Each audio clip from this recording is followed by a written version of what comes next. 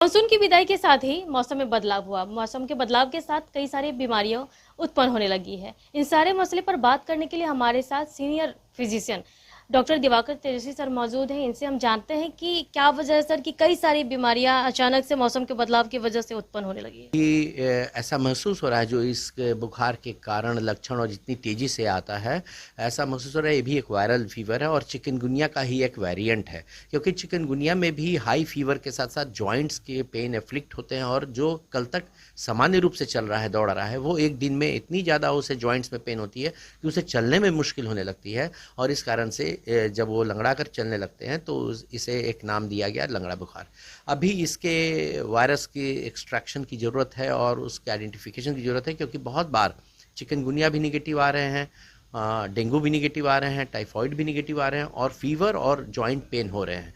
तो ये लगता है कि चिकनगुनिया का ही एक वेरिएंट है। क्या परहेज करना चाहिए, क्योंकि फेस्टिवल का मौसम है, दिवाली है, सामने छठ है, तो लोग उस हिसाब से काम करेंगे, तो उसकी राहत के लिए क्या कुछ करना चाहिए? देखिए, अभी इन बीमारियों से बचने के लिए 2-3 बातों पर ध्यान रखना बहुत ज़रूरी है। सबसे पहले तो आपके आसपास मच्छर नहीं पनपें, घर के अंदर मच्छर नहीं रहें, इसका ध्यान रखें। फुल स्लीव्स के शर्ट पहनें और मच्छर के काटने से बचें, मच्छरदानी का प्रयोग करें। मॉस्किटो रेपेलेंट जो होती है, लेप होती है मच्छर भगाने वाली, उस लेप का प्रयोग करें। दूसरा, बाहर में जो अनहाइजीनिक जगह है, जहाँ की खान-पान, मक्खियाँ हैं, उस तरह के जगहों से, खान-पान से परहेज़ रखें।